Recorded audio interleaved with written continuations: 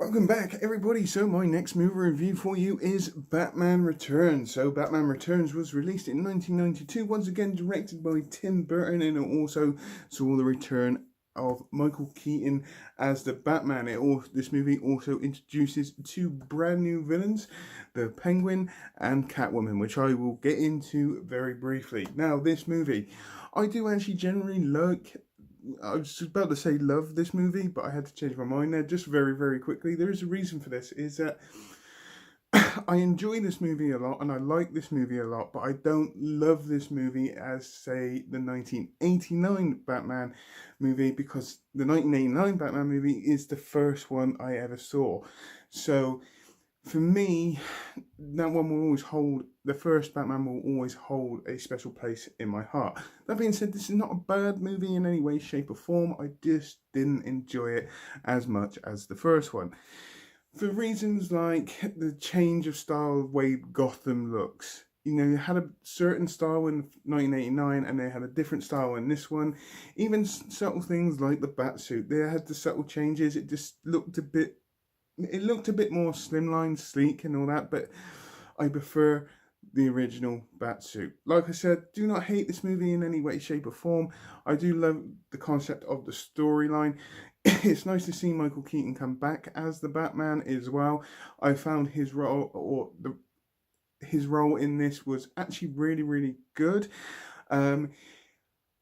There is a little bit more of a comedic element in this movie than we had in the first one. That being said, I did enjoy him as Batman once again. He had that kind of same style to him, but obviously with the newer suit, he had a little bit more freedom to move, but not a huge amount. He still couldn't turn his head and all that. But generally, his performance in this movie, I really, really did enjoy it. And I seriously loved the interaction between him and Danny DeVito as the Penguin and Michelle Pfeiffer as Catwoman. Storyline in this movie, not hard to follow. I like it. It's simple. It works. There are a couple of little inconsistencies with the storyline on that, but they're so minute for me, I'm not even going to bring them up. Now, going on to the villain side of this, like I said, it introduces Danny DeVito as the Penguin, who is very sordid, scheming, perverted villain, which, to be fair, it worked really, really well. He had this really creepy, eerie, cringeworthy feel to him, which made him even better as the Penguin, to a certain point where he bites the guy's nose. The sexual innuendos that he introduces throughout this movie, it all adds to his character. Also, the other thing I like, where he hasn't got the muscle or the brawn to actually take on Batman, he's more of a schemer. He is more of a schemer kind of villain in this, which I absolutely loved, because he tries to set up Batman. It doesn't work. He loses it. He's got this big, broader scheme to try and kill all the kids in Gotham. And it's, like I said, it's a simple storyline. It's easy to follow. I liked his role. I liked his performance as the Penguin as well.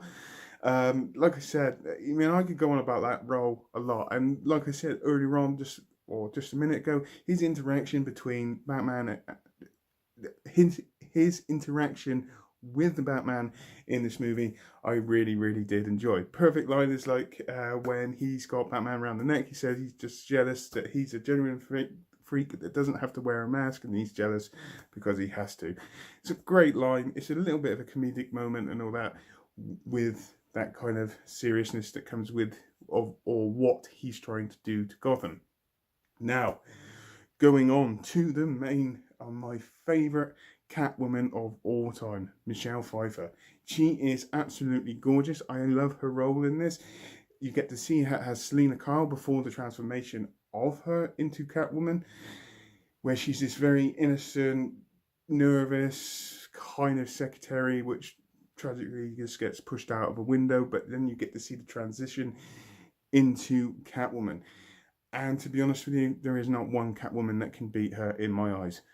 Halle Berry wasn't even close, and Anne Hathaway, yet she was a kind of good Catwoman.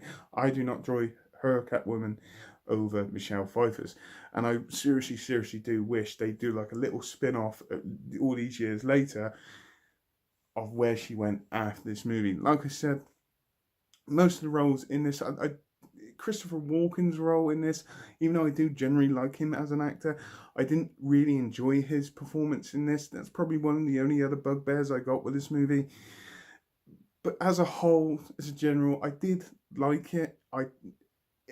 For a Batman fan, and for my own personal views, like I said at the beginning of this video, it was good, but I didn't enjoy it as much as the first one. If I had to rate this movie, actually there's some other things I'm going to talk about. How it was set, where it was set around Christmas as well. I enjoyed that little touch as well. It did carry the very different feel from the first one, which I think is what kind of drops it down for me a little bit. But you know, these little things are just like minute kind of bugbears with it, which not really normally I wouldn't really raise them, to be honest, because it is still a very entertaining and enjoyable watch. So if I was to rate this out of 10, I would give this a 8 out of 10. So on that note, please tell me what you think. Put it in the comments down below as normal. I hope you all have a great rest of the day, whatever you're doing. Please take care and goodbye.